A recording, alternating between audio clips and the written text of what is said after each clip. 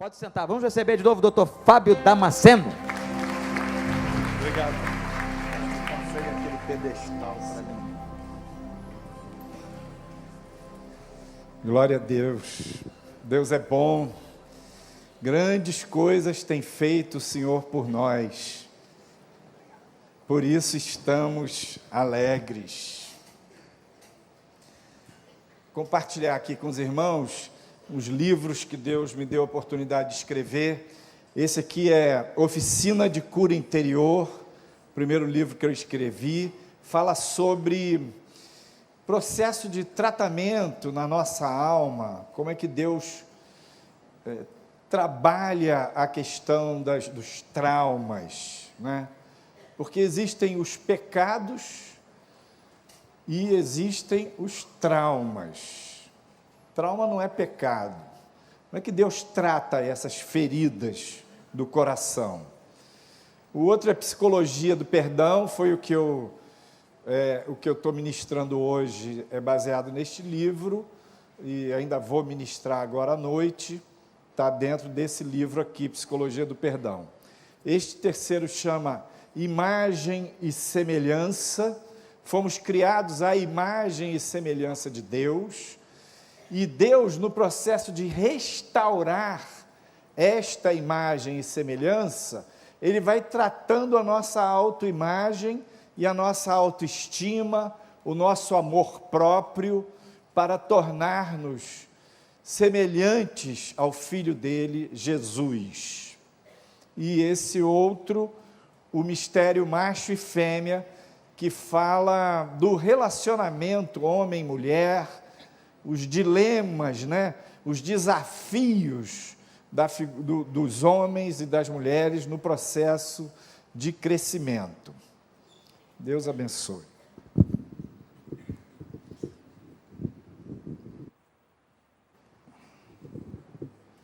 Então, hoje pela manhã, nós falamos aqui sobre o perdão. Eu vou recuar um pouquinho.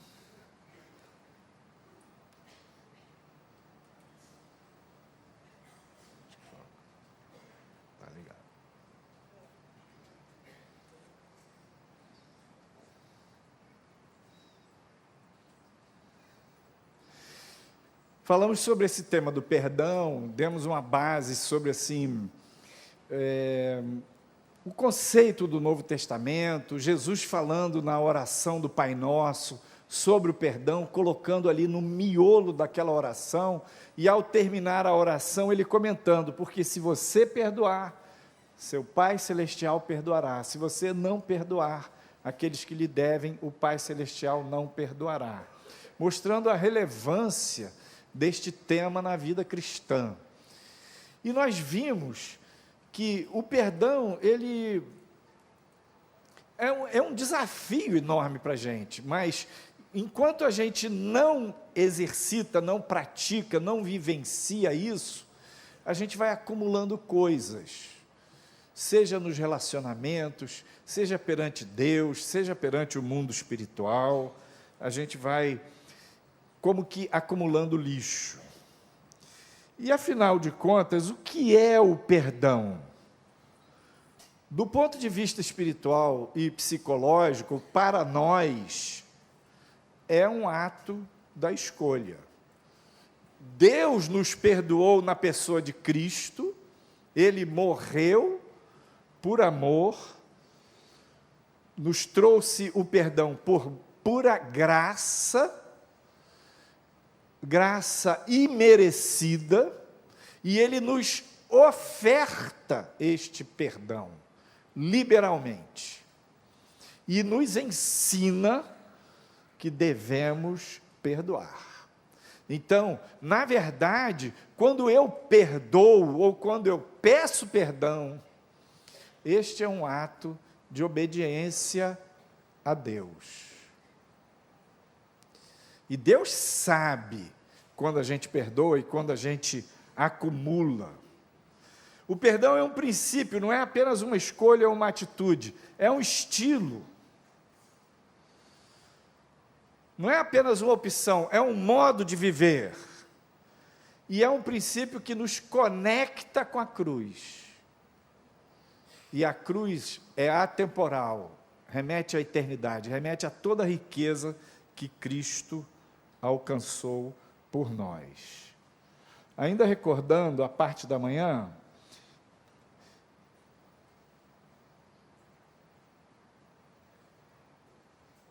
a nossa alma tem 5 faculdades básicas: emoção, que são os sentimentos; intelecto, que se referem aos pensamentos; volição, diz respeito ao nosso querer, à vontade; consciência, que é o juízo de valor, de realidade, juízo de valor, de certo e errado, noção de certo e errado, bem e mal, sentimento de culpa, é essa voz da consciência; e livre-arbítrio, que é a faculdade que nesse diagrama está ali bem no meio, num círculo vermelho, LA.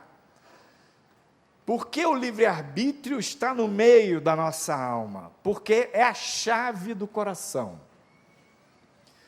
Eu disse, quando Deus olha para você, Ele não olha em primeiro lugar o que você está pensando,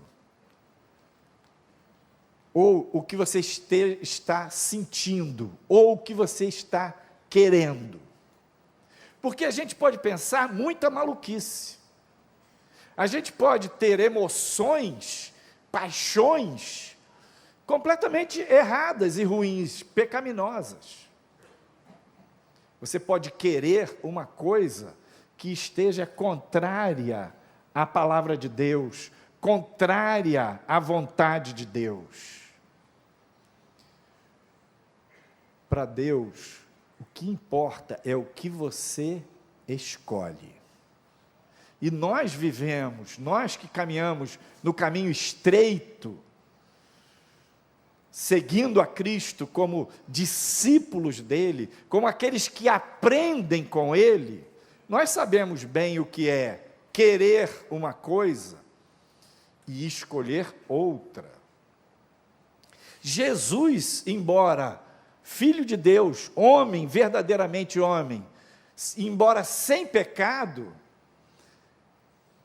a vontade humana autônoma dele era, num dado momento, ali no Getsemane, diferente da vontade do Pai. Aquela não era uma oração só para constar. Pai, se queres, passa de mim este cálice. Naquele momento, a vontade pessoal de Jesus era uma: passa de mim este cálice. Todavia, não se faça a minha vontade, porém a tua. E ali, naquele momento, no altar da oração, Jesus se rendeu à vontade do Pai e escolheu fazer a vontade do Pai. Por isso, o livre-arbítrio está no epicentro da nossa vida, da nossa alma, do nosso coração, e é para onde Deus olha, e é o que vai validar a sua vida espiritual. E, na verdade, o perdão é você usar o livre-arbítrio na direção de cultivar, liberar perdão, cultivar, pedir perdão, cultivar esse princípio, ao invés de cultivar mágoa, ressentimento, retaliação, vingança, jogo de poder.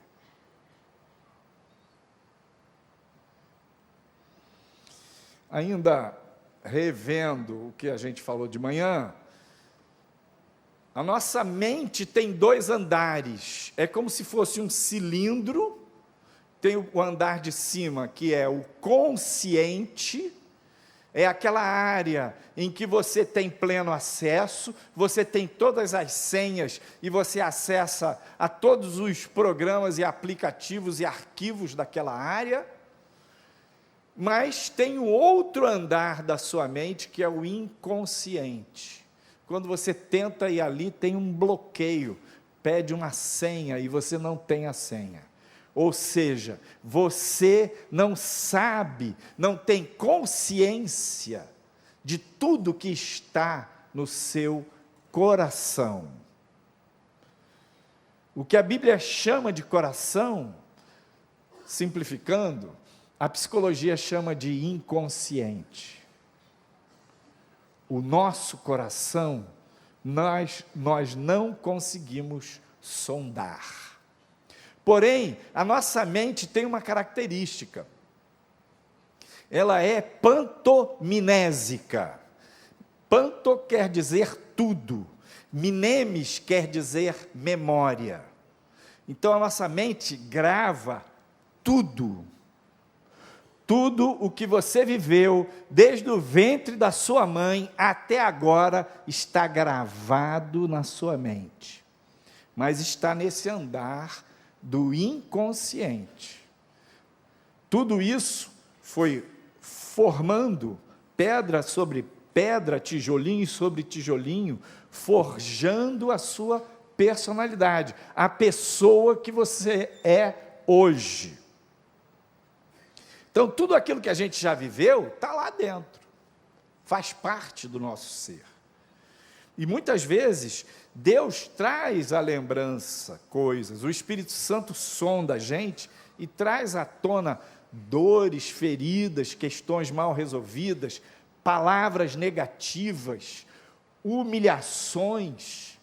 Às vezes você não sabe por que tem uma barreira tremenda com uma determinada pessoa, uma barreira gratuita, mas é porque não é um problema com aquela pessoa, mas é a voz daquela pessoa é semelhante à de alguém que humilhou você fortemente no passado. Você não lembra, mas você tem aquela barreira com aquela pessoa. De repente, Deus faz você lembrar aquela experiência dolorosa, difícil que você passou, e você bota aquilo para fora, e derrama seu coração perante o Senhor, e libera perdão, e pede perdão, em nome de Jesus.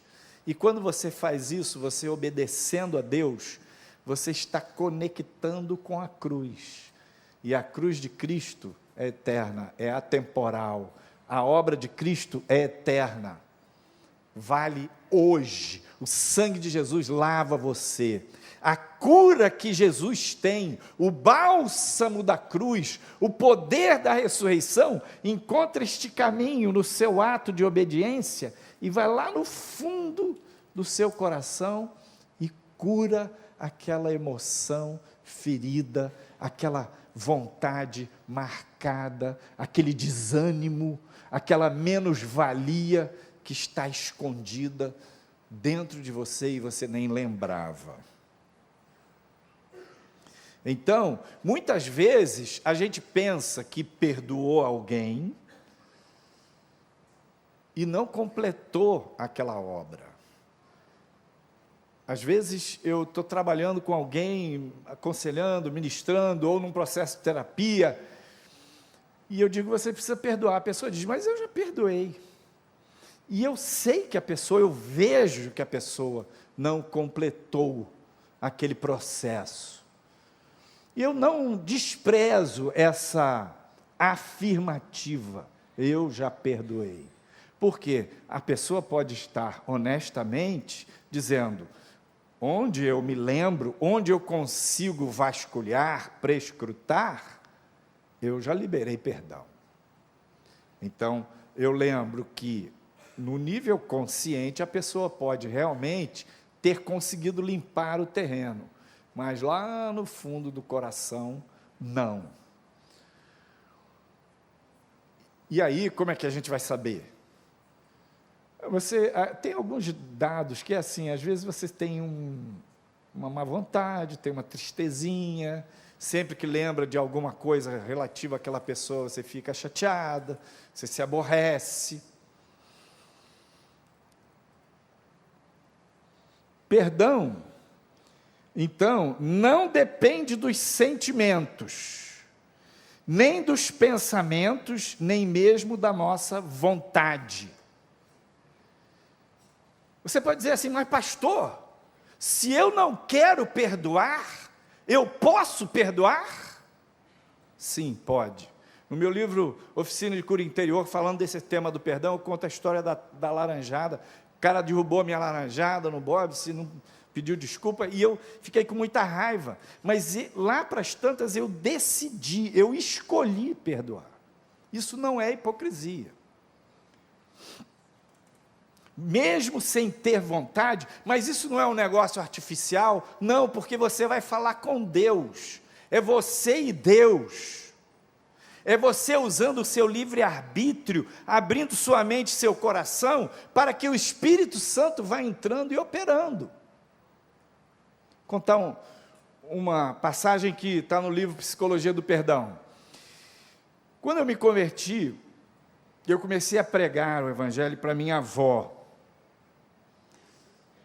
E eu fui um adolescente muito rebelde, eu estive envolvido com drogas, aprontei muito. Minha avó me ajudava meus pais a cuidar da casa, de mim e dos meus irmãos. Eu tenho 8 irmãos, então era uma casa grande, muita gente. E minha avó deu um apoio muito grande. Eu fui muito rebelde, eu dei muito trabalho para minha avó.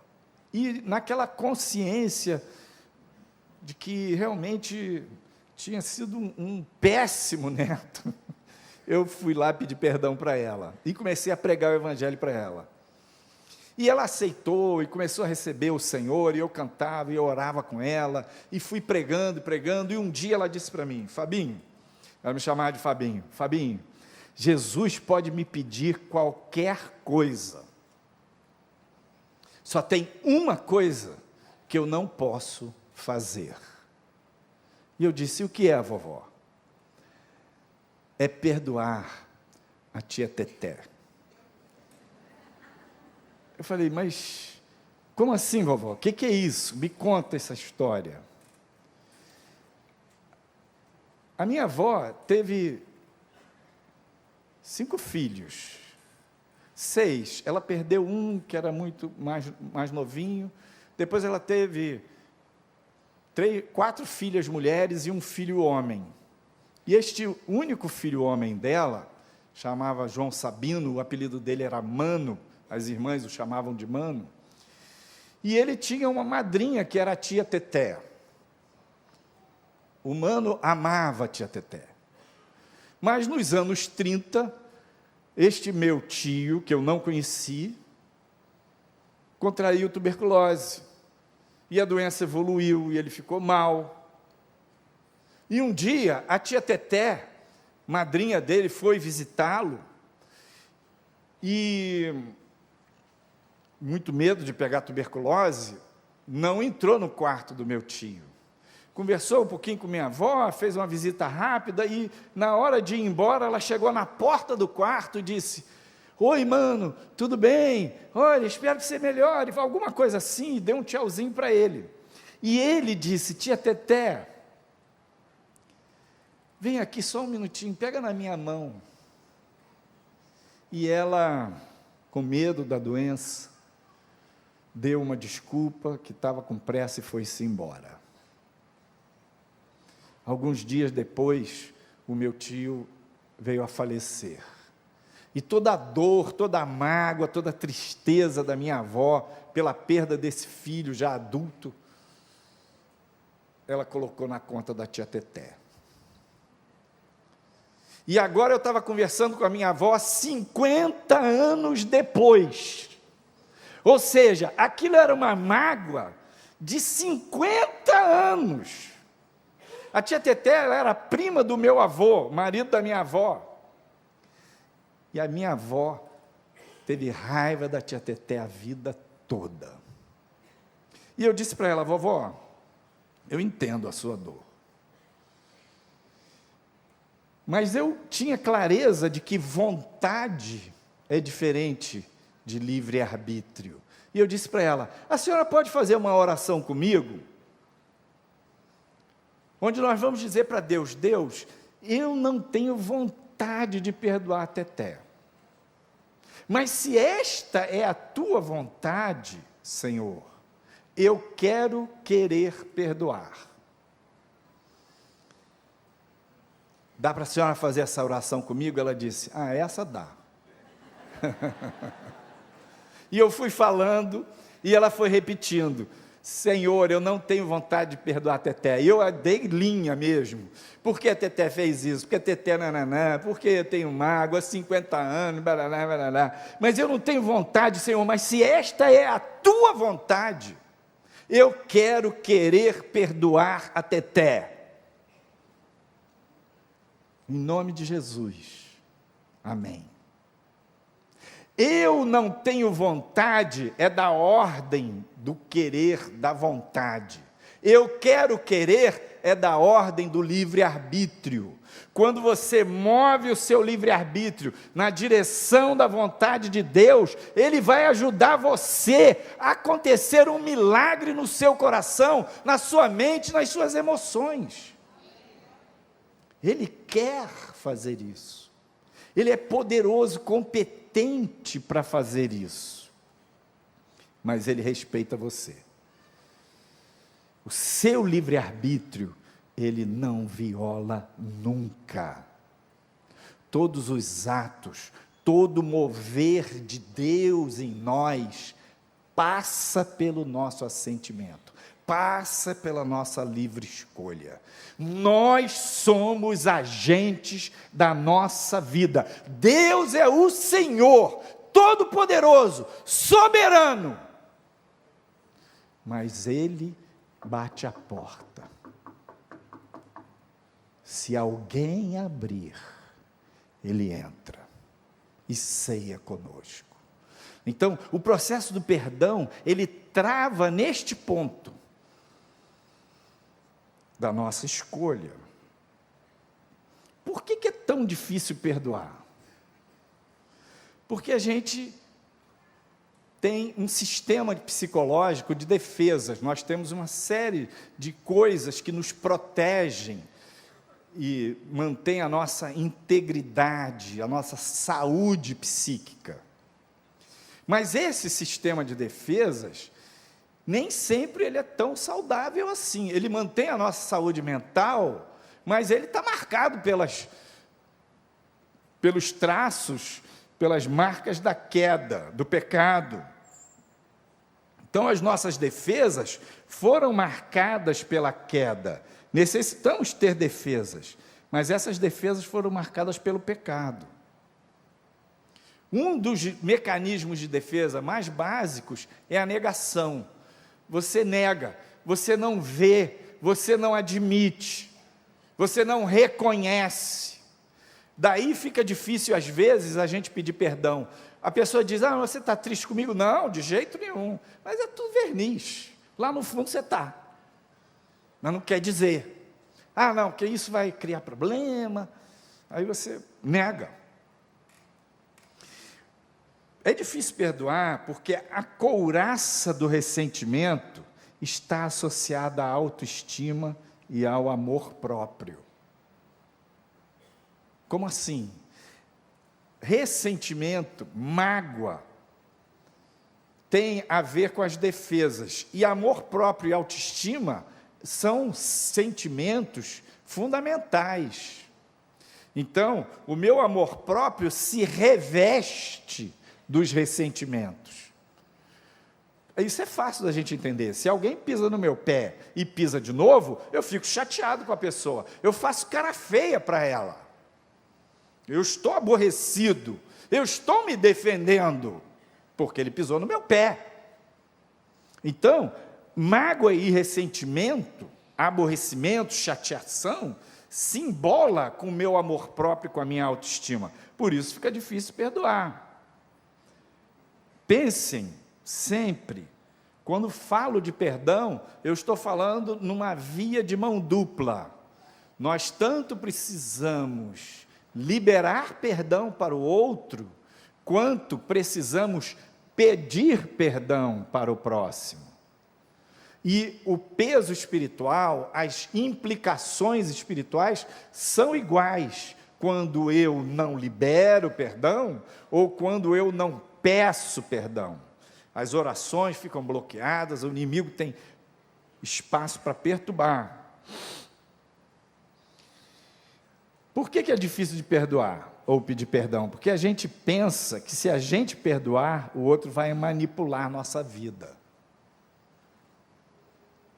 A gente tem a fantasia de que, veja bem, Jesus manda eu perdoar, manda eu pedir perdão, Ele manda eu dar a outra face, andar a segunda milha. Cara, isso é pós-graduação de bobo. A gente tem medo de seguir o que Jesus fala, de obedecer o que Jesus fala. Por quê? O outro vai mandar, vai me fazer de gato e sapato. O outro vai me fazer de capacho. Se eu pedir perdão para minha mulher, ela vai mandar em mim. Ela já tem essa tendência.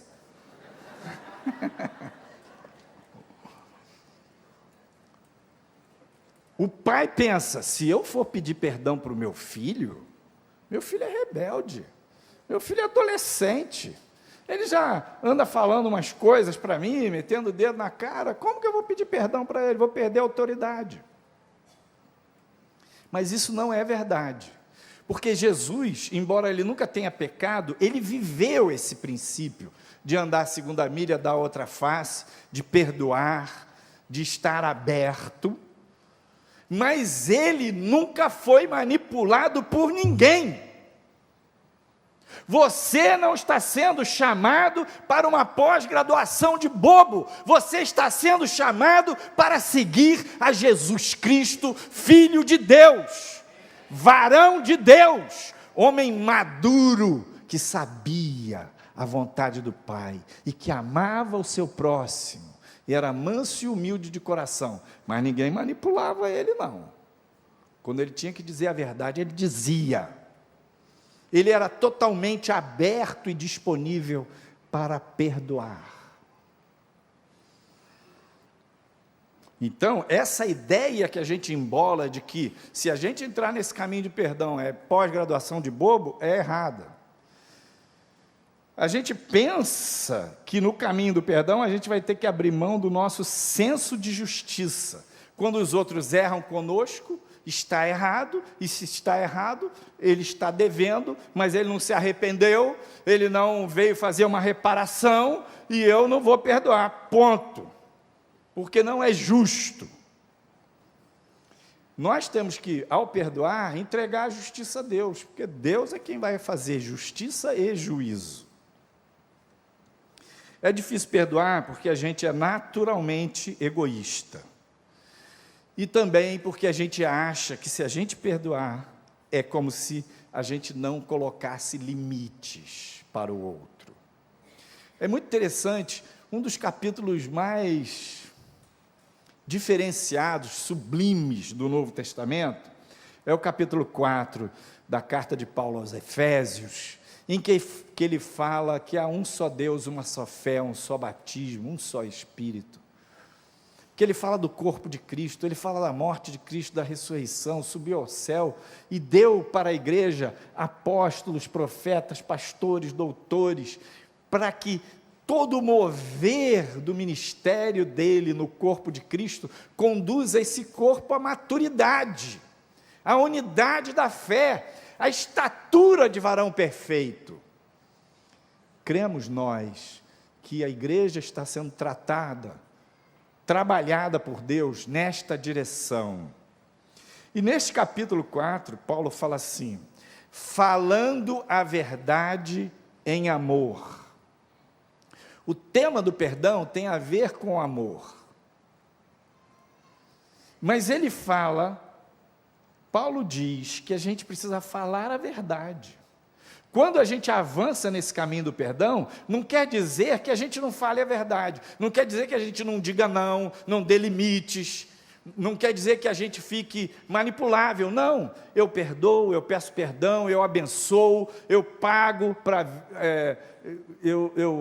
vamos dizer, o mal com o bem, eu ando, eu dou a outra face, mas eu digo não. Eu aprendo a dizer não, eu aprendo a confrontar a pessoa, só que a diferença é, quando eu trabalho o perdão dentro de mim, libero o perdão e peço perdão, eu vou confrontar a pessoa não para me vingar, Eu vou confrontar a pessoa, vou falar a verdade para a pessoa, mas não é mais para me defender. O meu coração já desamargurou, já estou livre em nome de Jesus. Então a gente, no perdão, aprende a dar limites mais eficazes. Outra coisa, o caminho do perdão nos leva para outros níveis na caminhada, na vida cristã. Por exemplo, eu falei do negócio da laranjada e uma mulher perguntou: pastor, quando alguém derruba a nossa laranjada, mora com a gente, faz isso todo dia. Ou seja, como é que a gente lida com perdão no dia a dia, com pessoas com quem a gente convive e tem divergências importantes e tem espinhos e arestas? Como é que a gente lida com isso? Marido com esposa, esposa com marido, pai com filho, filho com pai, cunhado, parente, pessoas da sua convivência. Como é que você vai aplicar o princípio do perdão? Você vai orar, você vai derramar seu coração, você vai liberar perdão 1 vez, 2 vezes, 10 vezes. Porque a pessoa com quem você convive, ela é imperfeita, e é imperfeita todos os dias. Você é imperfeito, e é imperfeito todos os dias. Isaías, no capítulo 6, ele diz, quando ele viu a glória de Deus, ele diz: ai que eu vou perecendo, porque eu sou um homem de impuros lábios, e habito no meio de um povo de lábios impuros. Todos os dias. Então, quando você perdoa e perdoa, você perdoa aquilo que o outro faz. Deus vai te levar a perdoar aquilo que o outro é. Perdoar o que o outro é significa aceitação. Este é o meu marido possível, esta é a minha esposa possível, este é o meu pai possível, esta é a minha mãe possível, este é o meu filho possível, e eu o aceito como ele é. Quando você perdoa e aceita essa outra pessoa, você vai desistir de ficar querendo consertar a pessoa pela sua própria força. E isso é um ponto de muito conflito, de muito atrito nos relacionamentos. A gente vive jogando frescobol, joga a bolinha, vive jogando tênis, joga a bolinha para o lado de lá para tentar derrubar, para ter razão, para estar certo. Mas Deus quer nos conduzir a jogar frescobol, a ter uma troca cooperativa. Desiste de mudar o seu próximo, mas não desista de amá-lo em nome de Jesus. Quando você desiste de mudar e não desiste de amar, você não está desistindo da pessoa, mas você está desistindo do papel de professor, Espírito Santo, promotor público, juiz. Você está desistindo de um monte de papel que Deus não lhe deu. Você vai parar de gastar energia de maneira errada. E você, amando, você vai aceitar. Você perdoa, perdoa, perdoa, e você aceita este próximo possível. Outra coisa, quando a gente avança no caminho de perdoar e pedir perdão, invariavelmente você vai para a pós-graduação. O nível 2 de perdão, o nível 1 é perdoar, perdoar, perdoar. O nível 2 é aceitar o outro possível. O nível 3 é pagar o mal com o bem. Quando você começa nesse caminho, e o teu inimigo tem fome, você dá a ele de comer, e ele tem sede, você dá a ele de beber, você paga o mal com o bem. E isso você vai aprender a fazer com quem você se relaciona no dia a dia. Porque um grande problema do dia a dia é que eu fico magoado, eu faço cara feia, caras e bocas, eu não falo, eu não peço desculpa, eu não libero perdão, e vou empurrando com a barriga, até passou uma semana, sei lá o quê. E eu fico retaliando, e eu dou uns resmungos, e eu travo dinheiro, sei lá. Como é que é o jogo de forças na sua vida? Você está pagando mal com mal, você está, bateu, levou. Desiste disso. Para de querer mudar o seu próximo. O Senhor é quem é competente para mudar aquele que convive com você, não você.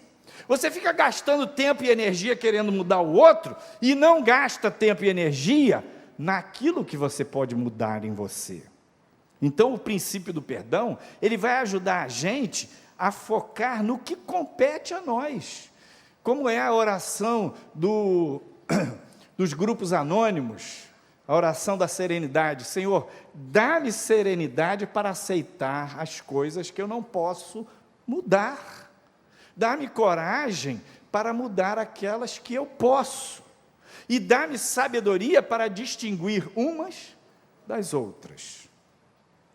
É interessante, quando você começa a pagar o mal com o bem, quando você vai avançando no perdão, e você desiste de usar suas ferramentas de palavras, de mau humor, de retaliação, para mudar o outro, você entrega ao Senhor, o Senhor se torna seu advogado.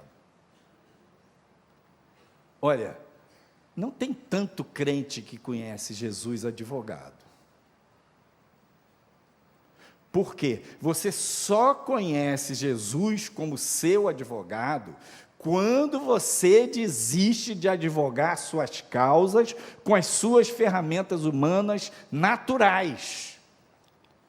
Quando você avança no caminho do perdão e entrega para Deus e ora e abençoa, bendiz os que vos maldizem e paga o mal com o bem, o cara continua querendo bater em você, você aprende a tirar o pé da reta, você aprende a fazer um silêncio e vai falando a verdade para a pessoa naquele jogo de forças lá no seu trabalho. Mas daqui a pouco Jesus começa a entrar na cena, porque você não está pagando o mal com o mal. A primeira vez que eu aprendi essa lição, eu ainda era estudante de medicina, e eu morava em São Gonçalo, fazia faculdade em Petrópolis, contava moeda para pagar o ônibus, e tinha um Fusquinha.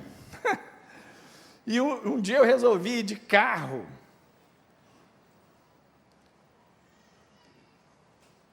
Com o meu carro para dar um plantão, porque eu tinha alguma outra coisa para fazer no dia seguinte. E aí não tinha dinheiro para gasolina, resolvi pegar o ônibus, então parei lá perto da rodoviária de Niterói, estacionei o carro numa calçada,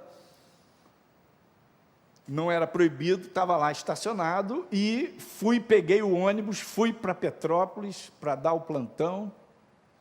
Quando eu voltei no dia seguinte, o meu carro estava todo amassado, a traseira e a frente, porque eu parei perto de um poste, bateram na traseira do carro, amassou, atingiu um pouco o motor e amassou um pouco a frente. Eu fiquei desesperado. Eu era estudante de medicina, dava plantão, arrancando os cabelos para poder tocar minha vida. Falei, não tem como pagar esse prejuízo.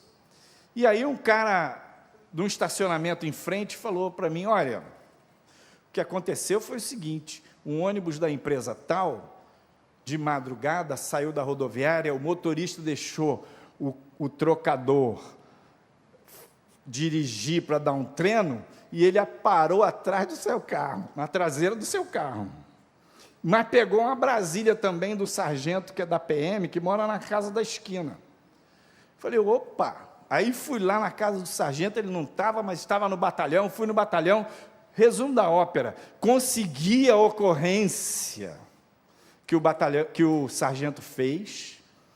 Ali naquele estacionamento também era uma oficina, pedi um orçamento sem trambique, sem nada, um orçamento clean, verdadeiro, para consertar o carro, e com essa ocorrência e com o orçamento eu fui lá na empresa de ônibus.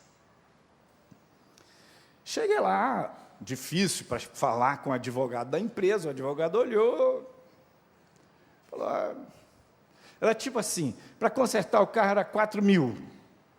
O advogado falou assim, olha, eu dou R$500.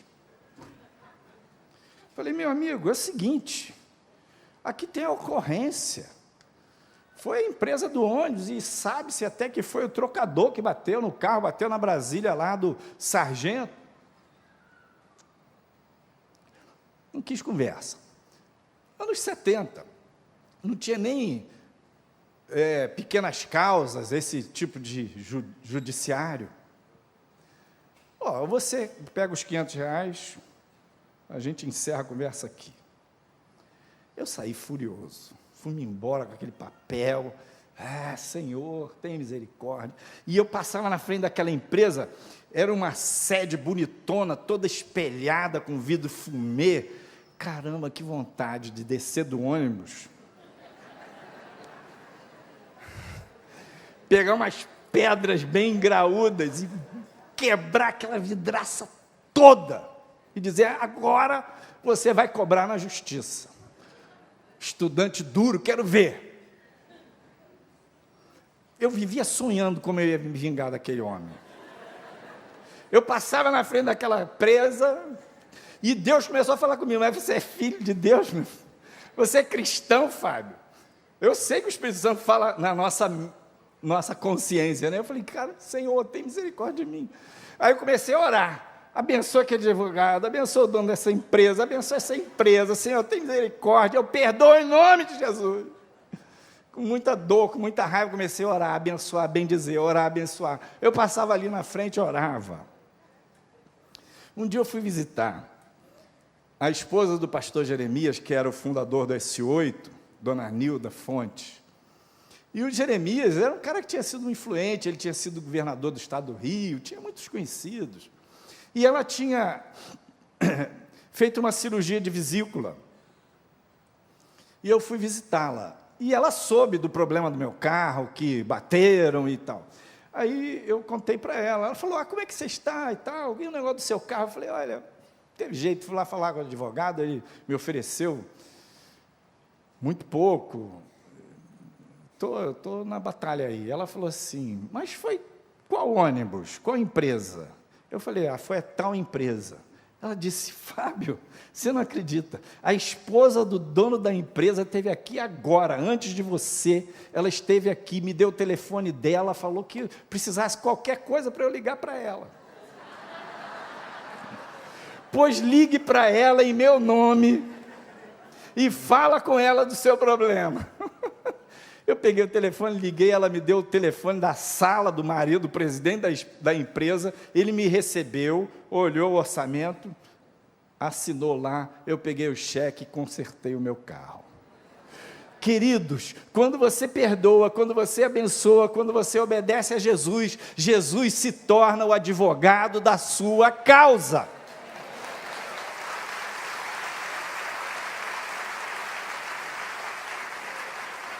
E ele vai na frente, e ele é poderoso, ele não é vingativo, mas a pessoa que está te batendo, e você escapa e perdoa, e está te batendo, daqui a pouquinho, Jesus entra ali entre você e essa pessoa.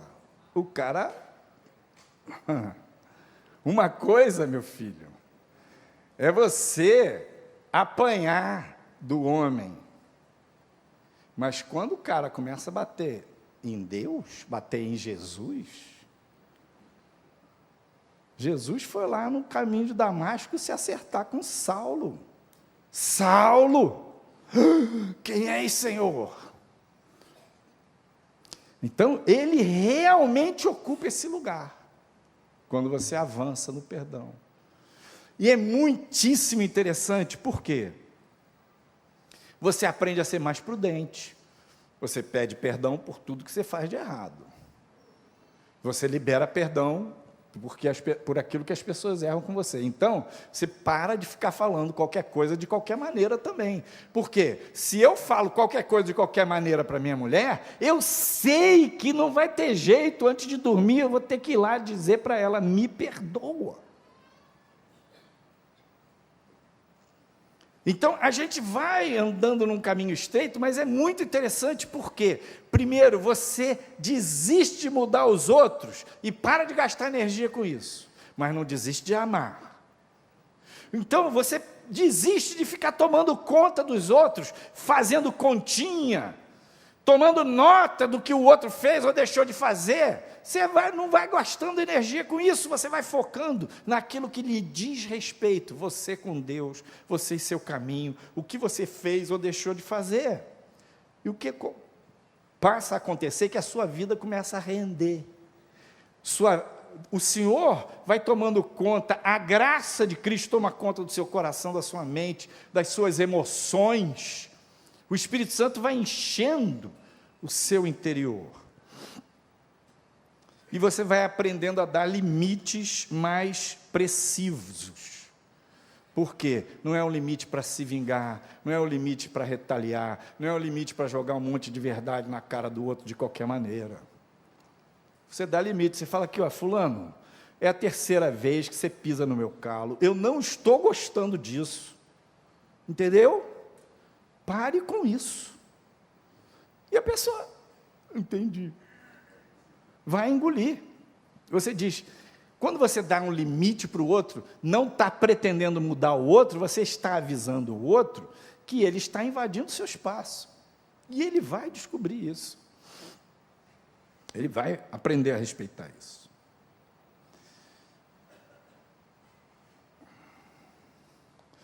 Quando você for pedir perdão, ou liberar perdão, não se apresse. Sempre que você for exercitar o pedido de perdão, fale somente do que você fez de errado. Nossos relacionamentos são muito embrincados, ou seja, embola muito a ação do outro com sua reação, as suas ações com as reações do outro, isso se embola muito. Então, praticamente impossível você errar sozinho, está entendendo? É somatório de erros, em geral é assim. Então, sempre que você for pedir perdão para alguém, não mencione a parte da outra pessoa, mencione a sua parte, porque é isso que lhe diz respeito. Uma vez eu ensinei esse assunto num curso, e uma aluna minha, depois de um tempo, voltou e falou, eu fui visitar meu pai lá em Minas, e depois do almoço, nós estávamos tomando café, e eu fui pedir perdão para ele, porque eu fui uma filha muito rebelde, porque eu dei muito trabalho, e eu estava falando com ele, e disse, mas não deu certo. Eu falei, mas não deu certo por quê? Ele não quis ouvir. Mas por quê? Porque eu comecei a lembrar para ele que ele também tinha sido muito duro, que ele também castigava a gente com rigor demais. Então, se você for pedir perdão e aponta a acusação, a metralhadora acusatória dos erros do outro, não vai prestar, vai dar briga. O pai dessa moça bateu com a xícara na mesa e falou, não quero conversar disso, saiu fora. Agora, se você chega e diz, pai, eu te peço perdão, mesmo que o pai tenha errado, você sabe, está careca de saber, ele também sabe dos erros dele, mas eu te peço perdão porque eu fui assim, assim, assim, assim. Fala da sua parte. A dele, entrega para Deus. Se ele disser também, eu também te peço perdão, meu filho, aí maravilha, tudo de bom. Eu já pedi perdão para os meus filhos, 1, 2, 3, várias vezes. De vez em quando dou umas crises assim, de lembrar minhas falhas, o que eu fiz, o que eu deixei de fazer. Numa dessas, eu estava conversando com a minha filha no clube e falei para ela, minha filha, me perdoa por isso, por aquilo. Pai, mas você já me pediu perdão? Eu estou pedindo de novo, tem paciência comigo. Você me perdoa? Aí ela disse, claro que eu te perdoo. Foi lindo, porque alguns dias depois, ela foi ao meu filho mais novo, essa minha filha do meio, e pediu perdão para ele. E ela tinha sido muito carinhosa, amiga dele, muito cuidadora, protetora dele, mas ao mesmo tempo ela espizinhava ele, porque tinha ciúme, a inveja, o filho caçula, aquelas coisas de jogo de família. E ela nunca tinha pedido perdão para ele por tudo isso de ruim que ela tinha feito contra ele. E ela foi lá e pediu perdão para ele, foi lindo, ele liberou perdão, ele também pediu perdão para ela, se abraçaram, choraram. Se a gente obedece a Deus, dá certo. Quando você for pedir perdão, não acuse o outro. Tem gente que, no casamento, por exemplo, o marido não libera perdão, não pede perdão, a esposa não libera perdão, não pede perdão, e aí a vida sexual do casal vai para o espaço. E quanto mais a gente guarda ressentimento, mais o inimigo ataca.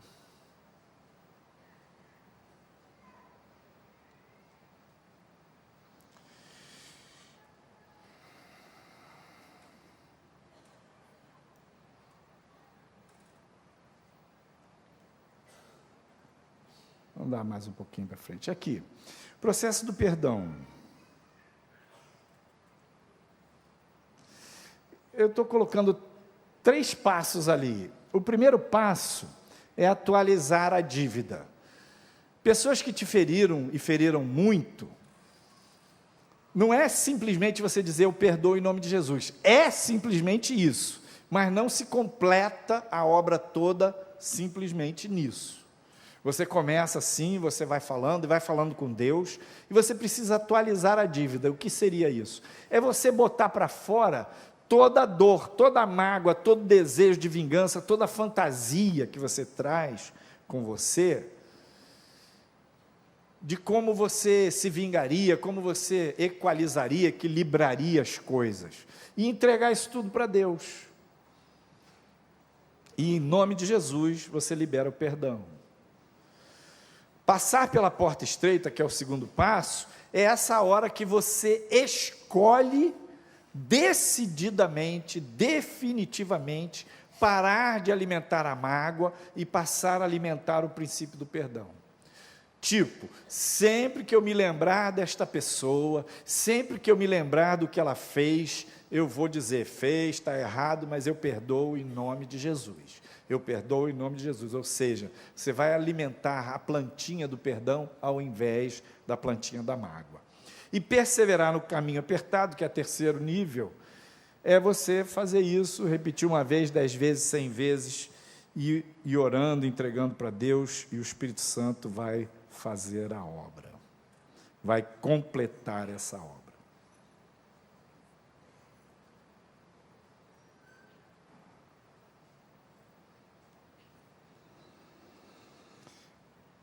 Você pode perdoar alguém que já morreu? Sim. Meu avô, minha avó, meu tio, meu professor, um amigo, qualquer pessoa que já se foi, você pode ter ficado com dores e mágoas. Pode liberar perdão. Porque entre você e Deus, não se trata de você invocar espírito de ninguém.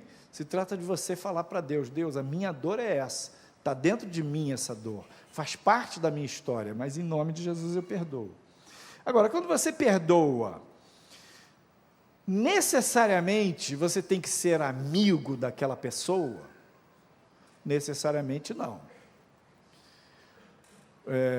Quando a gente perdoa, quando a gente pede perdão, não quer dizer que a gente vai ter uma visão ingênua de quem está à nossa volta. O caminho da verdade, o caminho de Jesus é o caminho de você ter uma percepção da realidade, né? Cada vez mais apurada. Os discípulos disseram, mestre,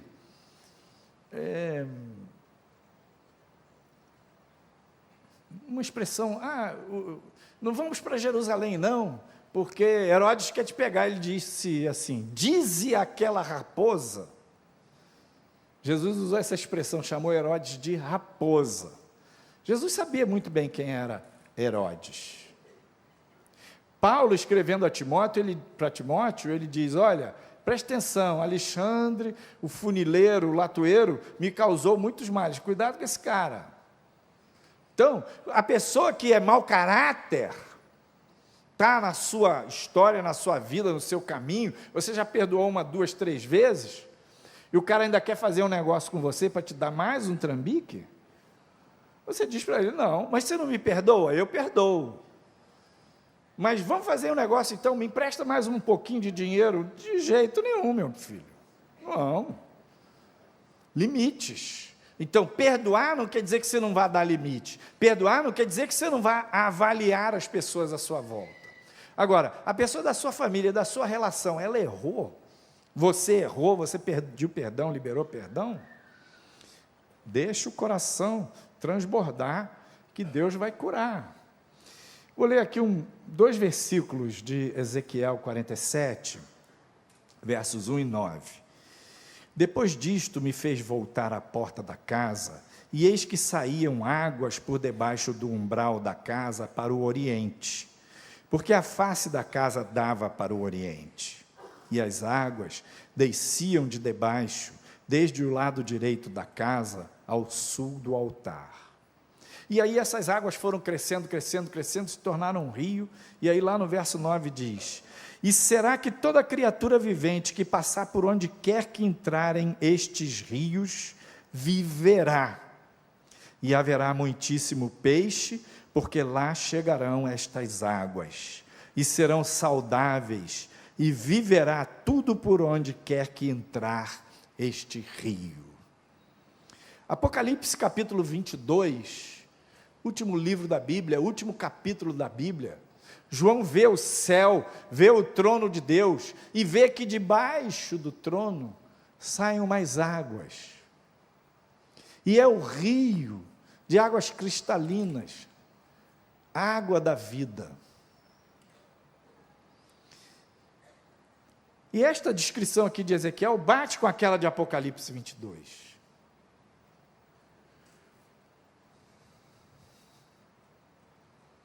Você foi chamado para ser filho de Deus.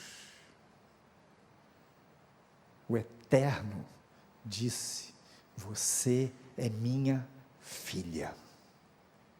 O Altíssimo disse: você é meu servo, e eu virei e habitarei no seu interior. Jesus, quando lhe salvou, perdoou seus pecados e enviou o Espírito Santo para morar no seu coração, e o Pai, o Filho e o Espírito Santo fazem habitação no seu coração. O seu coração, o seu espírito, unido ao Espírito de Deus, é o lugar do trono de Deus. E lá do fundo do seu coração saem também essas águas. Na medida que você obedece, que você libera perdão, que você pede perdão, o Espírito vai liberando essas águas dentro de você, passando pelas emoções, passando pelas lembranças, pelos pensamentos, pela vontade ferida, pela menos-valia, pela baixa estima, vai curando, vai sarando corpo e mente, por onde quer que passe. E Deus está fazendo isso na igreja, Deus está fazendo isso no seu povo, porque Ele está preparando uma noiva gloriosa.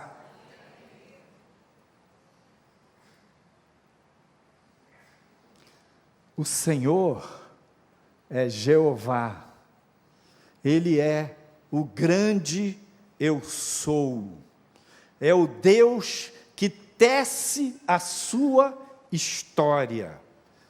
Apesar do inimigo, apesar da carne, apesar dos pecados, apesar das intempéries, dos problemas da vida, dos problemas dos homens, o Senhor é Jeová Rafá, é o Deus que te sara. Ele sara as suas feridas. Quando você obedece a Ele, Ele tem espaço para fazer essa cura. Imagina aqui, é só uma imagem para ilustrar o final agora. Esse coração é você quando nasceu. Aí andou por aqui, foi para cá, foi para lá, voltou, e chegou agora aqui. Essa é a sua história, sua trajetória com altos e baixos, idas e vindas, avanços e recuos. Mas quando você começa a andar com Deus e obedecer a Deus, liberar perdão e pedir perdão, o Senhor, Jeová Rafá, vai curando você, e Ele vai escrever uma outra história.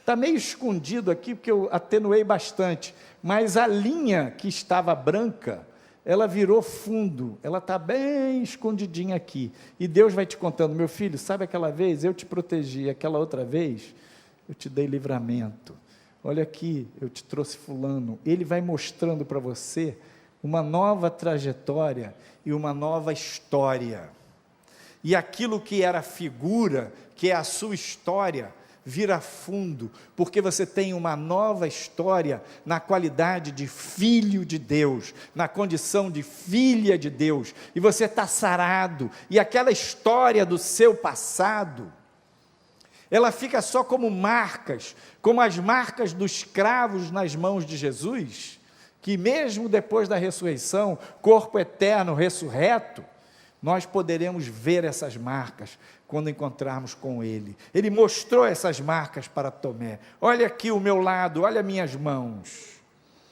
Essas marcas não lhe trazem mais dor, são só um testemunho do sacrifício na cruz do Calvário por todos nós. O seu passado, as marcas da sua história vão virar fundo e são só um testemunho em que você vai lembrar quão grandes coisas fez o Senhor por mim, e eu sou filho de Deus, eu sou filha de Deus, eu tenho uma identidade livre, porque as águas do Espírito Santo, dentro de mim, o meu Pai, que me amou, na pessoa de Jesus, seu Filho, foi me sarando, porque eu fui obedecendo. Na medida que você vai obedecendo e caminhando, essas águas vão fluindo, e por onde quer que elas passem, elas produzem cura. Deus te abençoe, o Senhor seja contigo. Vamos fazer uma oração.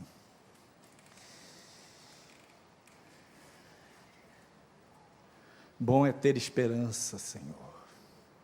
Bom é aguardar a tua salvação, é saber que lá do fundo do poço, das nossas dores mais terríveis, o Senhor nos sara, o Senhor é Jeová Rafá, o Senhor está curando a sua noiva, o Senhor está curando a sua igreja, o seu povo. Queremos obedecer a Ti, ó Pai.